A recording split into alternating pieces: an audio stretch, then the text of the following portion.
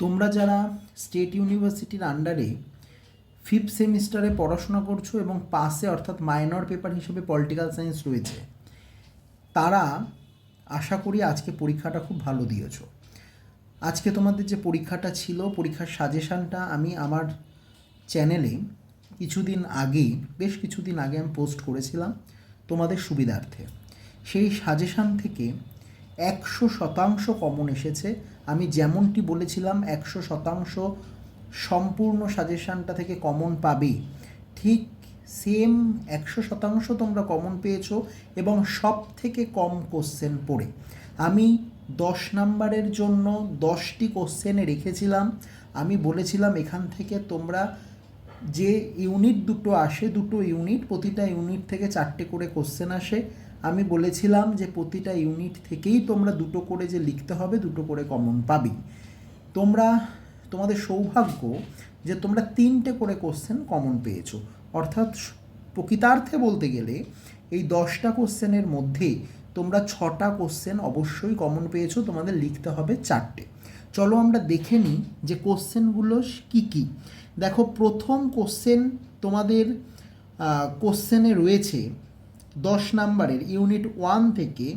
সেটা হচ্ছে ভারতীয় গণতন্ত্রকে শক্তিশালী করে তোলার ক্ষেত্রে বিরোধী রাজনৈতিক দলের ভূমিকা বা গুরুত্ব।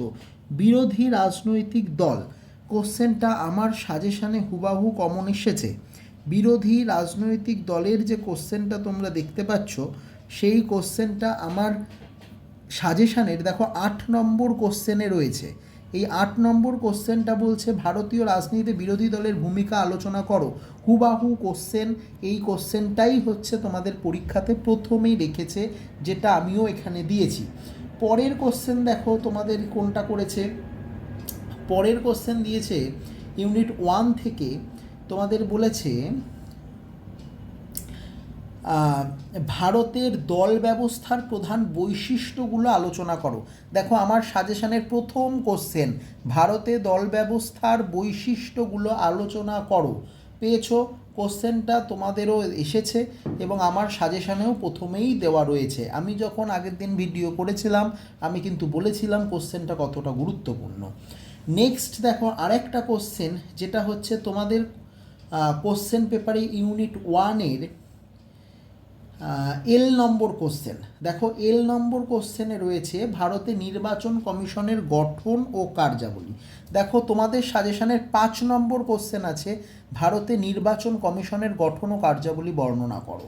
হলো, তাহলে এখান থেকে তোমাদের 4টে দিয়েছে, করতে হবে 2টো, তোমরা অটোমেটিক 3টে কোশ্চেন কিন্তু কমন পেয়ে গেছো। ক্লিয়ার? সুতরাং এখান থেকে তোমাদের যে 20 নাম্বারের উত্তর দিতে হতো, 20 নাম্বার অবশ্যই তোমরা, আমি আশা করছি, অ্যাটেন্ড করে এসেছো, অর্থাৎ এই পার্টটা তোমরা খুব ভালোভাবে পরীক্ষা দিয়েছো। এবার আমরা আসি ইউনিট 2-এ। দেখো, ইউনিট 2-এ আমি আগের দিন বলে দিয়েছিলাম যে 2টো পরিবেশ আন্দোলন দিচ্ছি, একটা চিপকো আন্দোলন, একটা নর্মদা বাঁচাও আন্দোলন। তার মধ্যে চিপকো আন্দোলন এবং নর্মদা বাঁচাও আন্দোলনের মধ্যে নর্মদা বাঁচাও আন্দোলন টিকা দিয়েছে এম নম্বর। ইউনিট 2-এর দেখো এম নম্বর কোশ্চেন নর্মদা বাঁচাও আন্দোলন, যেটা আমার সাজেশানের 7-এর এতে আছে নর্মদা বাঁচাও পরিবেশ আন্দোলন টিকা। দেখো, হুবাহু একই কোশ্চেন। নেক্সট আসো ভারতের রাজনীতি, তোমাদের সাজেশানের কোশ্চেন, সেটা তোমাদের কোশ্চেনে আছে ইউনিট 2-এর এন নম্বর কোশ্চেন। ঠিক আছে, ভারতীয় রাজনীতিতে ধর্মের গুরুত্ব আলোচনা করো। আমার সাজেশানেও হুবাহু কোশ্চেনটা 2য় নম্বরে আছে, ভারতীয় রাজনীতিতে ধর্মের প্রভাব সম্পর্কে আলোচনা করো। দেখতে পেয়েছো? হুবাহু কমন কোশ্চেন। কেমন? আর আমি আগের দিন বলেই দিয়েছিলাম যে মানবাধিকার কিন্তু খুব ইম্পর্টেন্ট একটা কোশ্চেন, সেখান থেকে কিন্তু কোশ্চেন দেবেই। আমিও যেমন কোশ্চেন মানবাধিকার থেকে রেখেছি, সেরকম ওরাও মানবাধিকার থেকে কিন্তু 3 নম্বর কোশ্চেনটা রেখেছে, মানবাধিকার কমিশনের ভূমিকা। ঠিক আছে, ওরাও কোশ্চেনটা রেখেছে। আমিও কিন্তু সেই প্রশ্নটা তোমাদের সাজেশানে দিয়েছিলাম এবং ভিডিও করে বলার সময় বারবারই বলেছিলাম যে মানবাধিকারের কোশ্চেনটা কিন্তু ভালো করে করবে। তোমাদের সাজেশানে দেখো 4 নম্বর কোশ্চেন, ভারতে মানবাধিকার আন্দোলনের মূল বিষয়গুলি আলোচনা করো। মানবাধিকার সম্পর্কে আমি বলেছিলাম ভালো করে পড়বে, যেটা এখান থেকে অ্যাটেন্ড করতে পারবে। বোঝা গেল?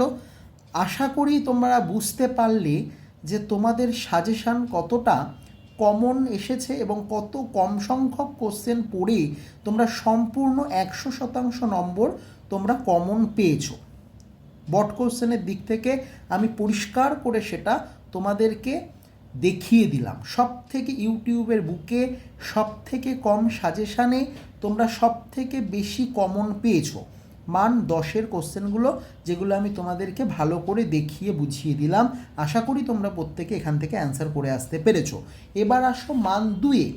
মান 2টা এবছরের নতুন সংযোজন, এত বছর ছিল না, তাই সাজেশান করাটা সত্যি কথা বলতে খুবই টাফ ছিল। তবুও আমি আমার মতো করে একটা সাজেশান করেছিলাম। এই সাজেশানটাও যে এতটা মিলে যাবে আমি আশা করিনি।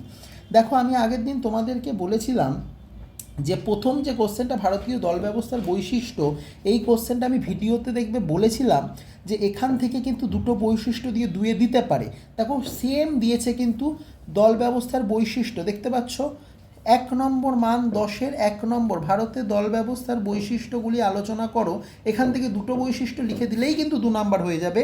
আমি আগের দিন আমার সাজেশানের ভিডিও দিয়ে কিন্তু আমি ভালো করে স্পষ্ট করে বলেই দিয়েছিলাম, ভালো করে ভিডিওটা দেখে নেবে।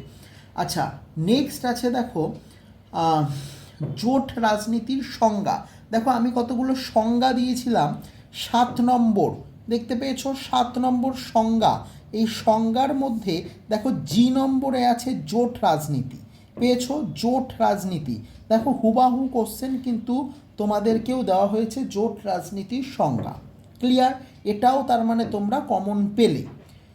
আচ্ছা, নেক্সট আসো তোমাদের সাজেশান, তোমাদের কোশ্চেনের ডি নম্বর, 1-এর ডি, নির্বাচনী ইস্তেহার বলতে কি বোঝো? নির্বাচনী ইস্তেহার এইটাও আমি আগের দিন ভিডিও করার সময় বলেছিলাম যে আমি নির্বাচনী ইস্তেহারটা তোমাদের টিকা হিসাবে দিচ্ছি, এখানে সংজ্ঞা হিসাবে কিন্তু বা কাজ বা কিছু দিয়ে নির্বাচনী ইস্তেহার কিন্তু দিতে পারে। দেখো হুবাহু তাই করেছে, ভারতের নির্বাচনী প্রক্রিয়ায় নির্বাচনী ইস্তেহার সম্পর্কে আলোচনা করো, দুয়ে দিয়েছে। বোঝা গেল? তাহলে এখান থেকে এটাও কমন। আর তাহলে আমরা কিন্তু এর মধ্যেই মোটামুটি 1টা 2টো 3টে কোশ্চেন এখনই কমন পেয়ে গেছি। আচ্ছা, নেক্সট আসো নির্বাচন কমিশনের, ভারতের নির্বাচন কমিশনের দুটো কাজ। দেখো তোমাদের কোশ্চেনে আছে ই নম্বর, তোমাদের আজকের প্রশ্নপত্রের ই নম্বর 1-এর ই, ভারতের নির্বাচন কমিশনের দুটি গুরুত্বপূর্ণ কাজ। আমাদের সাজেশানে দেখে নাও, দেখো নির্বাচন কমিশনের দুটি কাজ 10 নম্বর আমাদের সাজেশানে হুবাহু কমন হলো। তাহলে 4টে আমরা কমন ইতিমধ্যে। তোমাদের প্রশ্নপত্রের 1-এর এফ দিয়েছে চিপকো আন্দোলনের প্রধান নেতৃবৃন্দ কারা ছিলেন। এই কোশ্চেনটাকেই আমি আগের দিন আমার সাজেশানে, এবার চলে আসো। দেখো মান 2-এর 6 নম্বর কোশ্চেন দিয়েছি, দুটি পরিবেশ আন্দোলনের নাম লেখো। দুটো পরিবেশ আন্দোলন মানে তোমরা বুঝতেই পারছো, একটা নর্মদা বাঁচাও আন্দোলন আর একটা হচ্ছে চিপকো আন্দোলন। তার মানে একটা বললো চিপকো আন্দোলন, তার সঙ্গে লেখা আছে আন্দোলনগুলির প্রধান নেতা, তার মানে চিপকো আন্দোলনের প্রধান নেতার নাম লিখতে বলছে এখানে।